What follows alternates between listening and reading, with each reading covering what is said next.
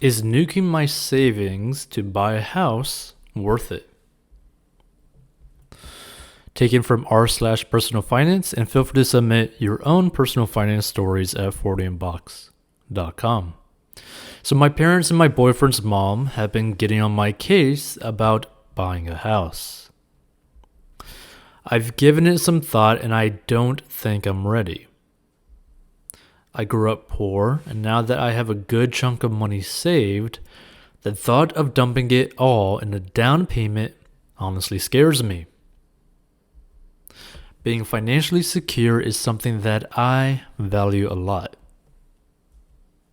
If I bought a house and got in an accident or something, I wouldn't have any money to cover an unexpected expense for a few months. On top of that, my boyfriend and I don't want to stay where we're currently living long term. He followed his mom's advice and bought a condo as soon as he could. Now that we want to move, he doesn't really know what to do about it. He's only owned it a year, so his options are to sell and break even or figure out how to turn it into a rental property. His mom is especially pushy about me buying, and when I explain the above points, she says that I should still buy a house or I'll never be able to afford one later. She says that just because I buy a house, that doesn't mean I have to live in basically it forever. But shouldn't you plan to live long term in the place you're buying? Is it really worth it to buy now and go through the hassle of renting the house later? What would your advice be? Again, this was taken from r/personal finance, and feel free to submit your own personal finance stories at 40inbox.com. Now, some relevant info. I barely have enough to put less than 10% down on a house where I currently live, and my job guarantees a raise every year. This could potentially help me keep up with the price of housing when I do decide to buy. So let's get into the answer for this situation. And feel free to give your thoughts as well, or share this with someone that might help. So the answer, yo human, do not ever buy a damn thing when you are not ready to. Because I honestly hate seeing people in these types of situations where, like, you don't want to spend your money. Like, you don't want to, like, let's use a different example, right? Let's say that you've saved up, $20,000 for, like, your emergency fund, right? But then someone ends up basically trying to tell you, like, oh, you should go buy a brand new car, right? But you already have a car that freaking works, right? Why the hell would you go buy a brand new car just because someone else told you, right? And then people end up trying to pressure you into doing something that you're like, no, I don't want to do that, right? So a house is a massive purchase. It's not like a damn goldfish that people flush down the toilet to goldfish heaven. When you do buy a house, always aim for 20% plus or just straight cash to avoid the headache of PMI. Now, obviously, if someone's like a numbers person, they're going to be like, oh, no, you could just, increase your net worth with like such little amount of money down, yada, yada, all this other stuff, right?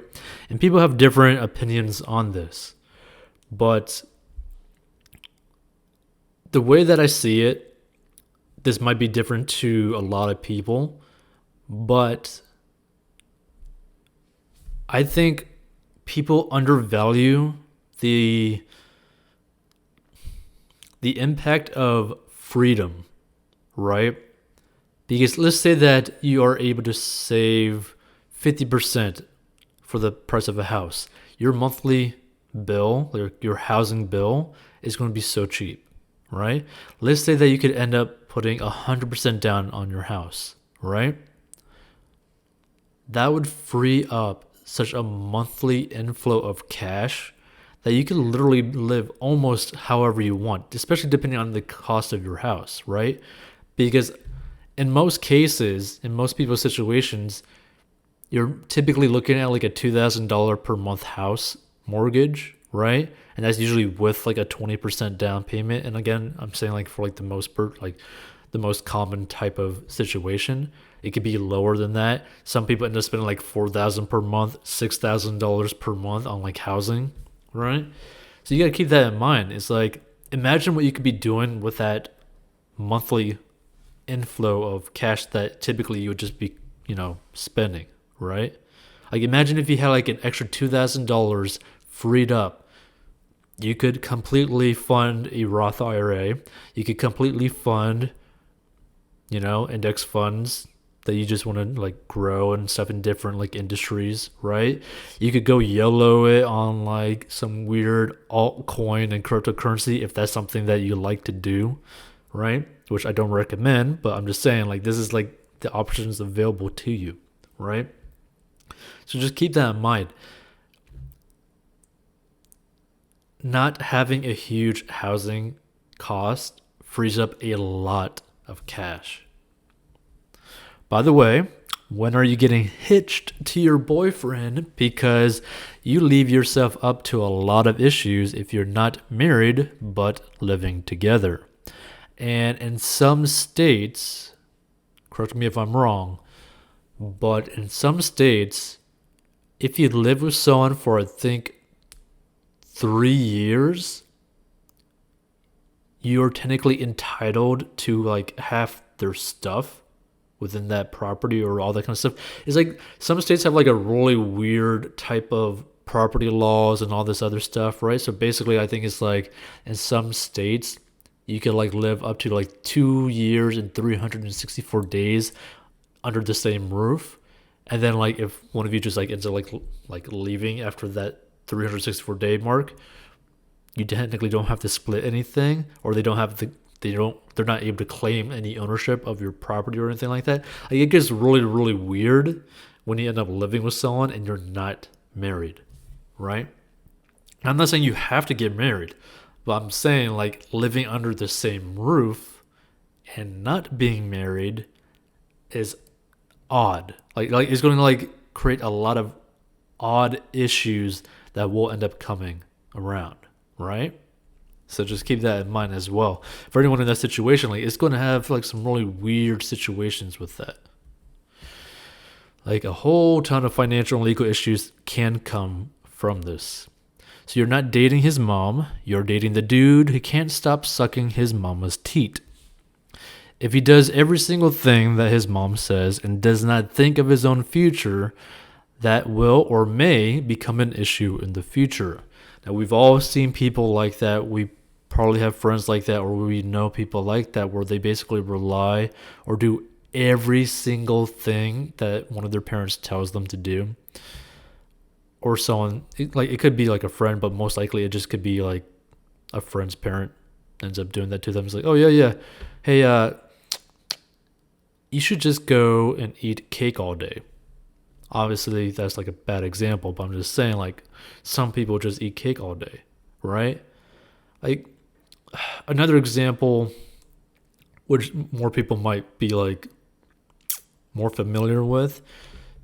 If you ever seen that TLC show, My 600-Pound Life, or, like, the 1,000-Pound Sisters with those two really chunky sisters, right? Especially one that's like super, super, super chunky, that's dating the super, super, super, super skinny dude. A lot of those issues, yeah, they're genetic, but at the same time, they basically do whatever their mom says. They basically do whatever their parents say. And it just makes them get into like a really weird mental state, and they end up doing like really bad decisions, or like not just like one bad decision, but like continuously bad decisions, like every year, every day, every month, and so on and so on and so on and so on, right?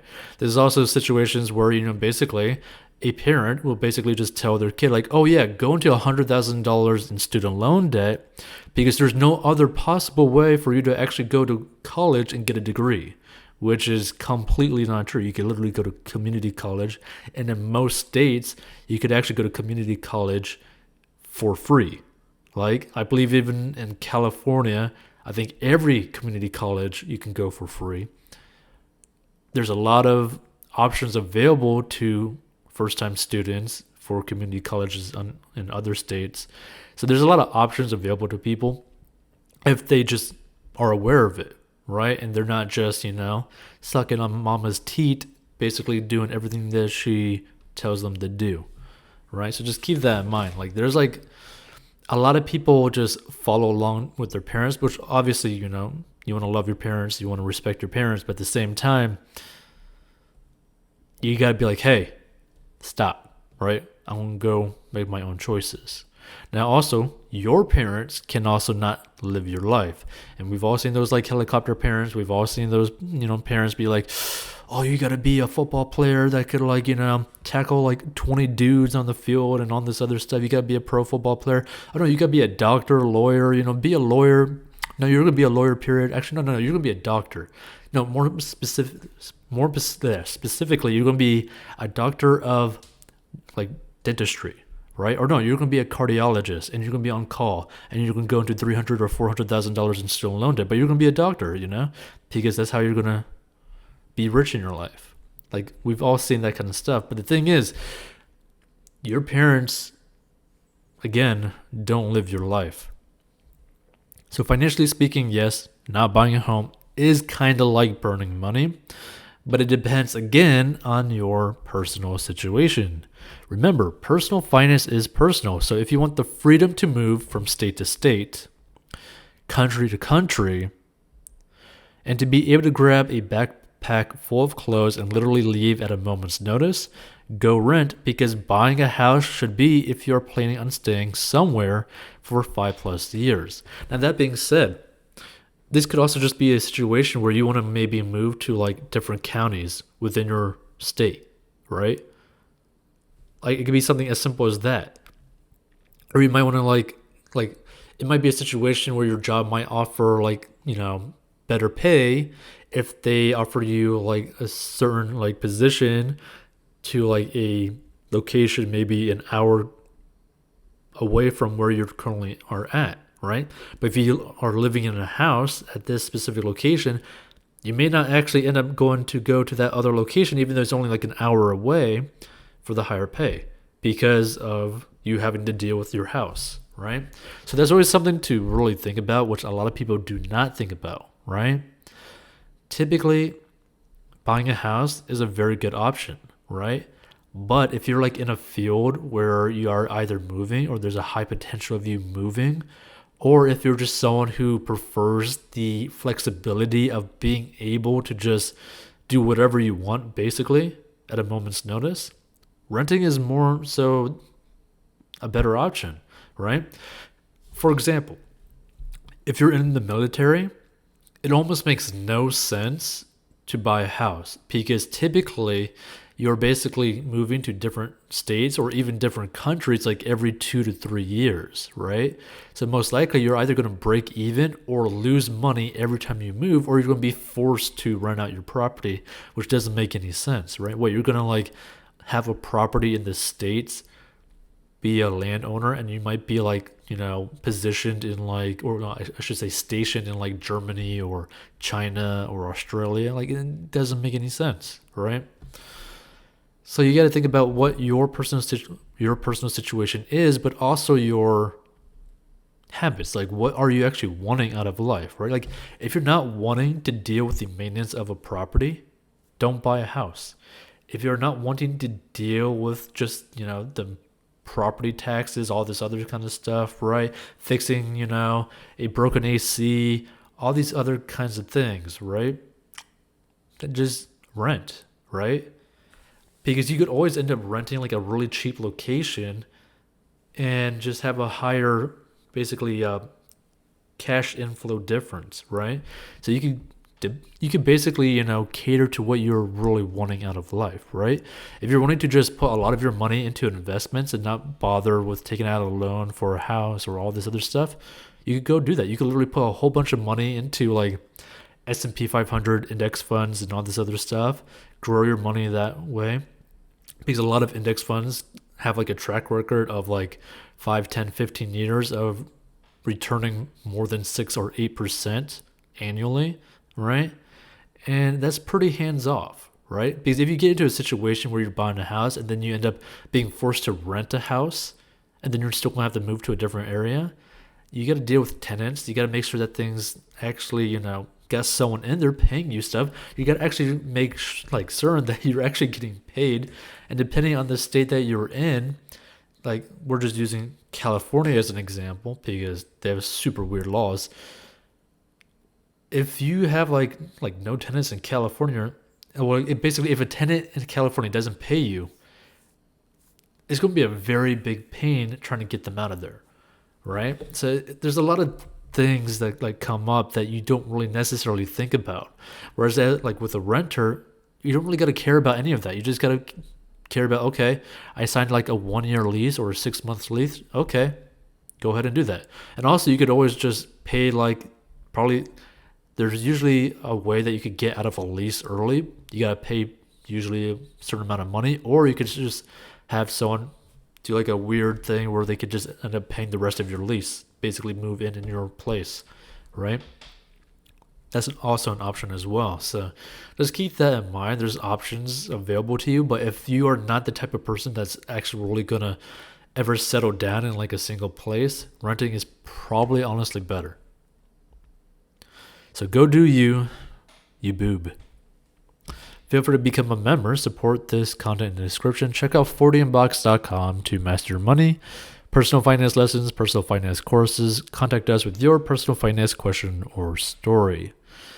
And again, remember this always if you end up listening to this and all that kind of stuff. One, feel free to share this to someone who might actually learn something from this or get a different perspective. But also, remember this. This is first and foremost. Personal finance is personal. Everybody's situation is different. So you got to figure out what is the best route for you. Yes, you can follow a foundation, and everyone should, right? And we're going to build a foundational mastering your money kind of program so that everyone of basically every walk of life can get basically a simple breakdown of okay, what should you kind of do, what kind of steps you should do, and we're going to build that. But you got to understand, even that's the case, you should still follow it, but you still got to do certain things as to what's best for you, right? You always got to keep that in mind. What is best for you? Not for your mom, not for your dad, not for your fur baby, dog, cat, piglet with a hairy tail or something, right? Or the weird dog that looks like a bear, right? Which, by the way, I've seen a clip of that, and there's a dog that quite literally looks like a bear. The thing's 200, 300 pounds or something. It's super massive and thick, super thick, right? But either way, again, personal finance is personal. So no one can live your life. Only you can make your choices. Just try to make the best choice for you, for the path that you are trying to go for that end result that you're trying to go for. And again, this is something it's a lifestyle that you got to decide, right? With all this kind of stuff, it's a lifestyle. What are you going to want to do for the rest of your life? My wife bought a car. So take it from r/personal finance and feel free to submit your own personal finance stories at foreigninbox.com. So my wife bought a car, basically sight unseen, from an individual in Tennessee. She gave them the money and took the car, but when the title came up, they said they had it packed up from recently moving and that they would dig it out that weekend. They have now cut off all communication with her. Is there anything we can do to get this vehicle in her name so she can get plates for it? Answer. For someone in this situation, the best option is 1. Ask the police or DMV or both if the vehicle is stolen. Show proof of a point of sale receipt if you do have it. Then weigh the different options available to you. The reason you should go a more formal route about this by going to the DMV or the police or both is that every state is different for how they deal with car sales, the legal aspects, whether or not the person committed a felony or was just stupid. if there is a lien on the car, and so on. So the best option is to lay it out and get all of the options available to you. Some states just allow you to submit a form to basically just make the car yours in a simple sense, right? Like, I believe in some cases you could literally just submit a form and then it goes through this process, and then basically potentially like 3 weeks from that point, or maybe like a month from that point, you could end up getting like brand new tags for the car under your name and all that kind of stuff, where it's all legal for you to actually drive it and all that kind of stuff, right? But again, every state is like different in how they kind of like deal with this stuff. And also, I believe this car sale was basically across state lines, so that's also potentially a weird thing as well. So just keep that in mind. Now, this is not always the case, so just do your due diligence, and next time you want to buy a car from a private sale, you can probably offer a local dealership some cash to handle the transaction on your behalf, basically the paperwork, so that they could basically, dot the I's, cross the T's. It might cost a little bit extra, right? I don't know the exact amount. It depends on basically the dealership, but dealerships probably would not say no to having some extra cash on the side for like something simple like this, right? Because they just transact with cars so often. They might be like, oh yeah, just do this, sign this, have that person sign this, and we'll just make sure everything's okay. And you just give us like, I don't know, a couple $100 or $1,000 or something. And this could save you a lot of headache, right? So just keep that in mind. It's an option. Now, they will make some money for just pushing papers, and you get the peace of mind. So good luck, and make sure to love your wife, because yeah, this is a kind of crappy situation. She probably feels bad. Don't hate her for it, kind of thing. Just try to like work with her and like figure out what's going on, what's the best route for you guys, right? You don't need to make it like this, like a massive big deal. Just try to solve the issue, all right? Feel free to become a member. Support this in the description. Check out 40inbox.com to master your money. Personal finance lessons, personal finance courses. Contact us with your personal finance question or story. Disabled veteran trying to figure out the next step to wealth. I've scoured the internet looking for some advice for my unique situation, but haven't found exactly what I'm looking for. I'm a 36-year-old, 100% permanently disabled vet in Dallas. No kids, no wife, just a fur baby. I'm guessing it's probably like a German Shepherd or Husky, because for some reason, a lot of vets love German Shepherds and Huskies. So I receive a VA disability every month for the rest of my life. I currently receive $3,146 per month for this year, non-taxable. I bartend part-time, and I average $2,400 per month from that. I also do DoorDash, Uber, and average $800 per month from that. I pay $800 for rent, utilities included, $75 for my cell, $160 for car insurance, and $80 per month for various other things. I'm guessing ramen, because again, a lot of vets like ramen. That's about it for expenses, because I do gig work to cover food, gas, entertainment for the month. I'm very frugal. I have no debt. I just hit my goal of having $15,000 in my checking account for emergencies or other large expenses that may come up.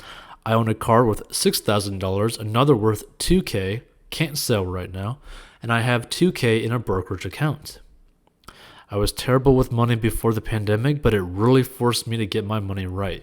Which, that is a good thing about, like, the good side about the pandemic, that depending on how you reacted to it, a lot of people ended up doing a lot better with their money.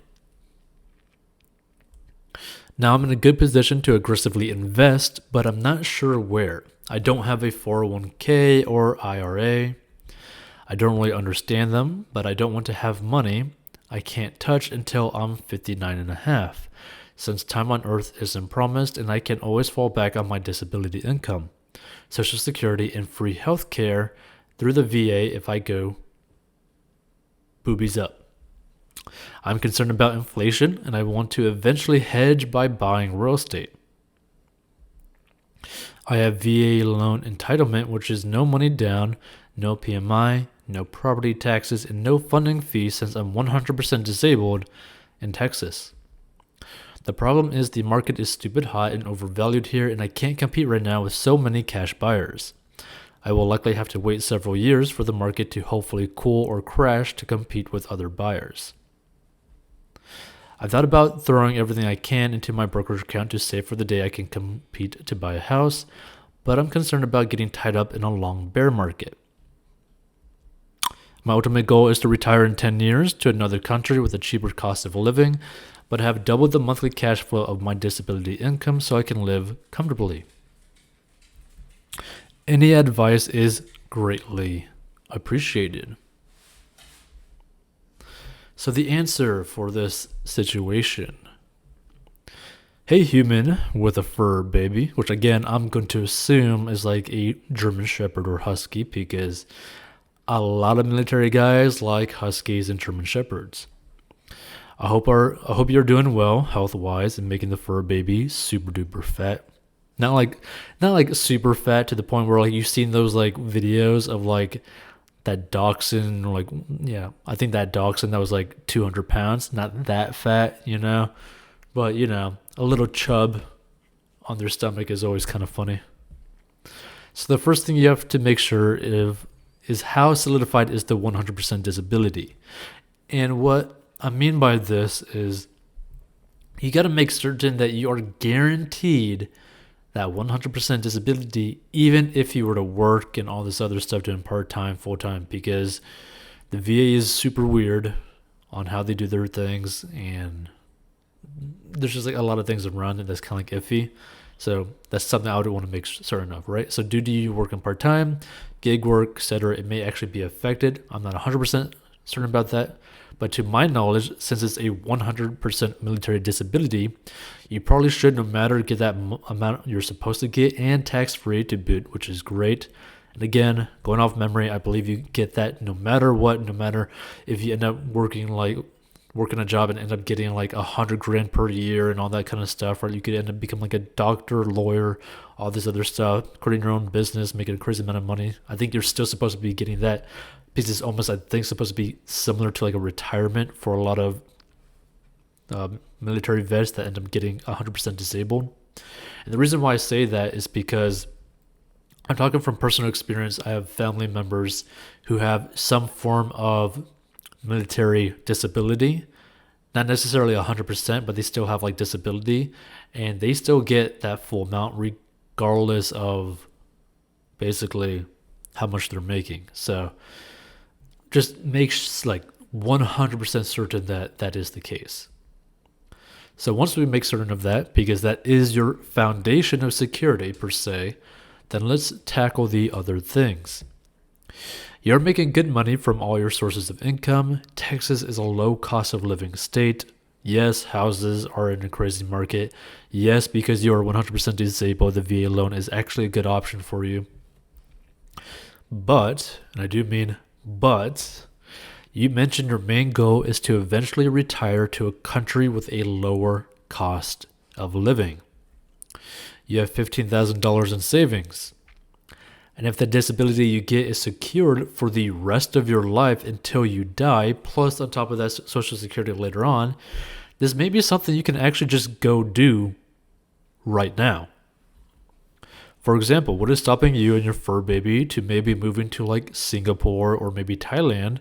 And I mentioned Singapore because you only have to pay a 10% in taxes on income, so you have investments or another income stream. You might not have to pay anything unless you work some sort of job when you're over there to obviously just pay for maybe like your rent or like a house payment or your basic needs over there, where you don't have to even touch your disability or investments or your even emergency fund or anything like that, right?